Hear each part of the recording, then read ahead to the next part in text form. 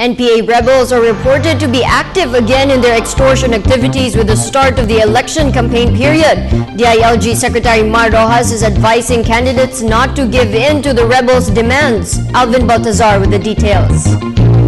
DILG Secretary Mar Rojas confirmed reports that NPA members are now starting to send its feelers to candidates for them to eventually execute their permit to campaign activity this election period.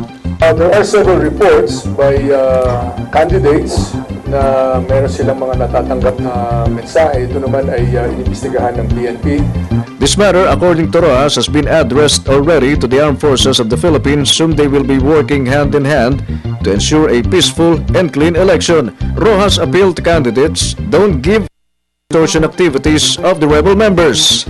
Nananawagan po kami sa ating mga kandidato na huwag pong tugunan itong mga permit to campaign or permit to win or permit to operate or kung ano pang mga paghihingi o mga extortion na hinihingan po kayo ng pera. Itong perang ito ay ginagamit laban din po sa inyo, sa ating gobyerno, sa ating mga mamamayan.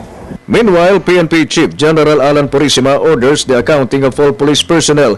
The directive was issued as the Chief PNP wanted to make sure that no one among its personnel and officials will be involved in politicking. Purisima wanted a deployment list of all its personnel and determine who among its police officials and members are identified to some candidates. So we are actually strictly monitoring the location of our policemen kung nasaan sila. And we are holding our chiefs of police responsible who, if their policemen are not present in the respective AORs. For the People's Television, Alvin Baltazar.